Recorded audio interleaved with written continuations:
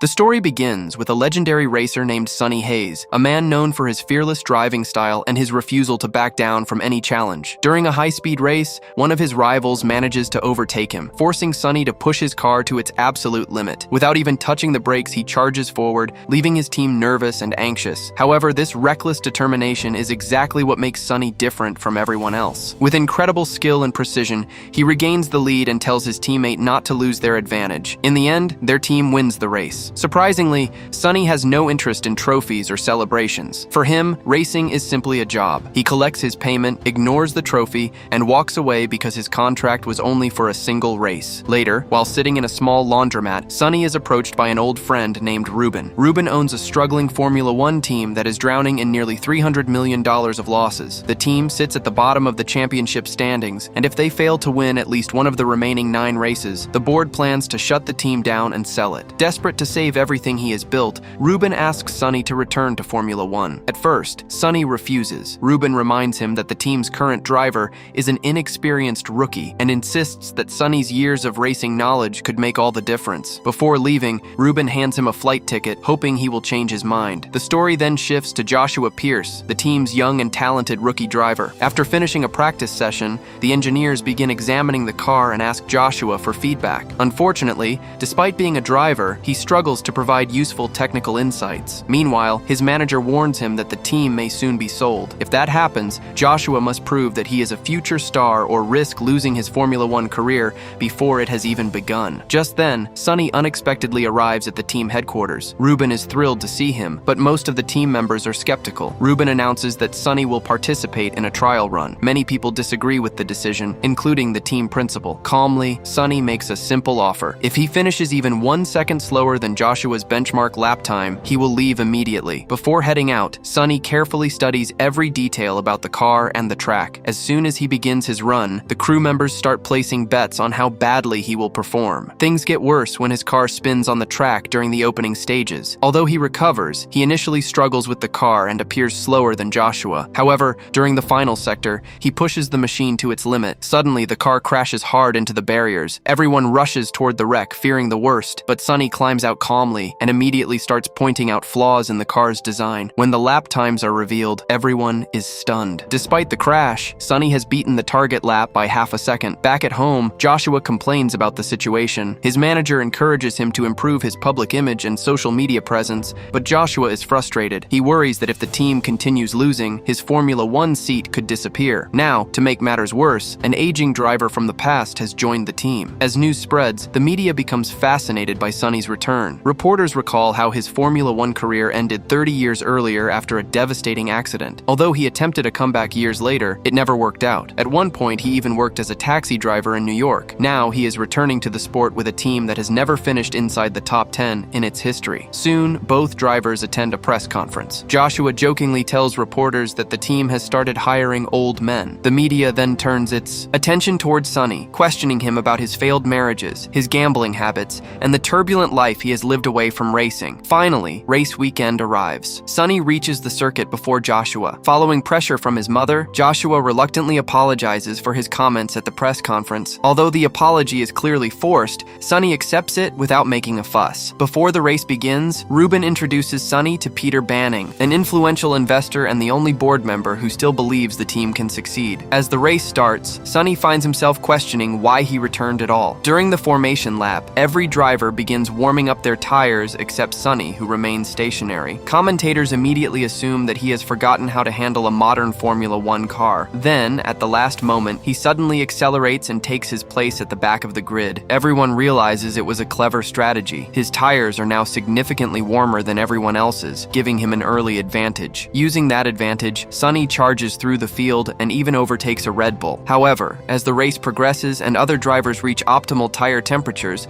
they begin reclaiming their positions. During pit stops, Joshua loses valuable time with a slow 7-second stop, while Sonny's stop is even worse, lasting over 9 seconds. Soon, the two teammates find themselves racing wheel to wheel. Joshua angrily radios the team and demands that Sonny move aside. Sonny refuses. He has no intention of giving up his position. The battle intensifies until the two cars collide, forcing both drivers to retire from the race. Furious, Joshua blames Sonny for the disaster. Sonny, however, calmly tells him that mistakes happen and that this particular one was Joshua's fault. He also warns the team principal never to order him to surrender a position again. Later, Joshua tries confronting Sonny once more, but as soon as television cameras appear, he immediately changes his attitude and smiles for the media. Sonny mocks him, asking what he has achieved to deserve acting like a superstar. He reminds Joshua that none of the top drivers respect their team. While recovering in an ice bath, Sonny is confronted by an angry Ruben, who is already regretting bringing him back. During their conversation, Sonny asks about Kate, the team's brilliant technical director and the first woman to hold such a position in Formula One. Ruben warns Sonny not to waste his time trying to impress her. Undeterred, Sonny approaches Kate directly. Instead of flirting or making small talk, he immediately discusses racing strategy. He explains that their car lacks straight-line speed and can only compete through cornering performance. Therefore, he believes the car must be redesigned. Kate dismisses the suggestion, telling him that she will only listen after he actually finishes a race. The contrast between the two drivers becomes increasingly clear. Joshua relies on advanced simulators, technology, and data analysis, while Sonny trusts instinct, experience, and old-school racing knowledge. Despite their differences, Joshua slowly begins studying Sonny and learning from his methods. At the next race, Joshua asks Sonny to avoid unnecessary heroics. However, once the lights go out, the two drivers find themselves battling again. During the race, Sonny suffers a tire puncture and requests soft tires. The team refuses because the hot conditions would destroy them quickly. In response, Sonny deliberately slows down and refuses to continue pushing. Eventually, the team gives in and grants his request. After returning to the track, Sonny executes a controversial strategy. He lightly damages his front wing during a collision, bringing out a safety car. Later, he repeats the trick, creating another safety car period. These interruptions help the team gain valuable track position. Over the radio, Sonny instructs the engineers to tell Joshua to save his tires and keep pushing. Joshua eventually climbs into 10th place. Then Sonny makes one final sacrifice by crashing into the barriers and triggering another safety car. The timing is perfect. Joshua pits, receives fresh tires, and rejoins the race without losing position. When the race ends, Joshua secures 10th place, giving the team its first ever top 10 finish. Everyone celebrates the achievement, but Sonny reminds Joshua not to become satisfied with finishing 10th. Keeping his promise,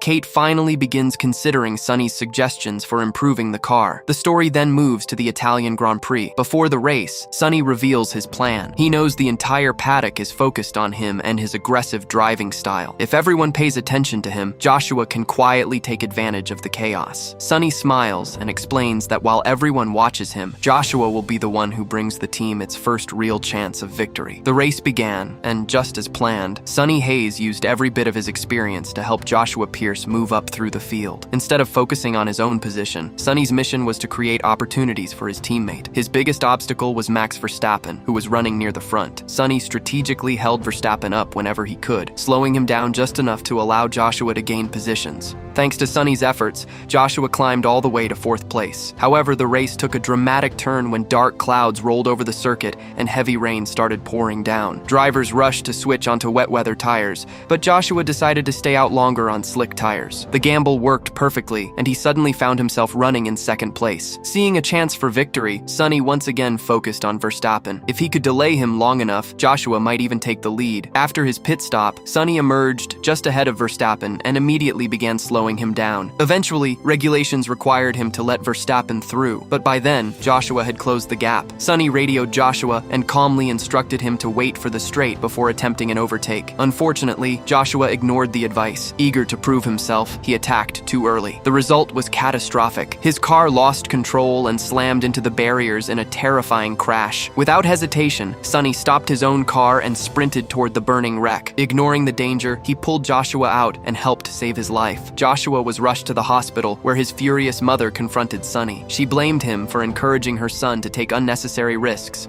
and warned him never to put Joshua in danger again. Sonny tried to explain what had really happened, but she refused to listen. The media quickly turned against Sonny as well. Reporters accused him of influencing Joshua's aggressive driving and creating the conditions that led to the accident. Meanwhile, Joshua watched the coverage from home while recovering from his injuries. Doctors confirmed that he would miss the next 3 races. While Joshua recovered, Kate continued developing upgrades for the car. Sonny motivated the entire team, calling their new approach Plan C Combat. The hard work slowly started paying off. In the next race, Sonny finished 9th. Then he improved to 7th place. A race later, he brought the car home in 5th. The team was finally becoming competitive. Instead of feeling encouraged by the progress, Joshua became increasingly jealous. During his absence, Sonny had become the face of the team. Fans, fans, media, and even the crew were beginning to respect him. 3 races later, Joshua finally returned. Before the race, he watched crowds cheering for Sonny, and the sight filled him with envy. Once the race started, Joshua drove aggressively, determined to prove he was still the team's future. While chasing Sonny, he made a reckless move and crashed into him, eliminating Sonny from the race. Everyone on the team was furious. Even Sonny lost his patience. He confronted Joshua and warned him never to betray the team again. He told him that talented drivers came and went every year, but loyalty and discipline were what truly mattered. Most importantly, he warned Joshua not to let down Ruben and the people who believed in him. Kate had witnessed everything. Realizing the rivalry was becoming destructive, she invited both drivers to Las Vegas. Coincidentally, Joshua received the same invitation. There, Kate explained that if the team didn't achieve something extraordinary soon, all of them would lose their jobs. To settle the growing tension between the drivers, she organized a poker game. Throughout the game, she encouraged them to speak honestly about their frustrations. Sonny advised Joshua to stop obsessing over social media, public image, and outside opinions. According to him, great drivers focus only on racing. When the game ended, Joshua believed he had won and left to attend a sponsor event. After he departed, Sonny began flirting with Kate. She immediately shut him down, joking that she certainly wouldn't get involved with someone who had just lost a poker game. Smiling, Sonny revealed his hidden cards and proved that he had actually won all along. Later that night, Sonny woke up from a nightmare about the crash that had destroyed his Formula One career decades earlier. Standing on the balcony with Kate, he finally opened up about his past. He admitted that when he was young, he had been considered one of the fastest drivers in the world and was expected to become a Formula One champion, but one horrific accident had taken everything away. He lost his future, his confidence, and eventually his love for racing. Over time, he started driving again simply because it made him happy. Whether it was a race car or a taxi, being behind the wheel gave him peace. Emotionally, Sonny described a feeling he used to experience during racing. In those rare moments, time seemed to slow down. His heartbeat became calm, and everything around him felt perfectly clear. He confessed that he had spent years searching for that feeling again. More than trophies or money, that was what he truly wanted. Their conversation was interrupted when Ruben arrived with alarming news. Formula One officials had received anonymous information claiming that the team's car modifications violated regulations. Someone inside the organization had leaked confidential details. As a result, the upgrades were placed under investigation, forcing the team to return to older specifications. Ruben was furious because every modification had been approved beforehand. Nevertheless, the team had no choice but to race without their upgrades. The situation became even worse during the next race, when Sonny drove recklessly and suffered a massive accident. He was taken to the hospital, where Ruben confronted him with medical reports that revealed a shocking truth. The severe injuries Sonny had suffered 30 years earlier had never fully healed. According to the doctors, he should never have returned to professional racing. Continuing to compete could leave him blind, paralyzed, or even dead. Unable to watch his friend risk everything any longer,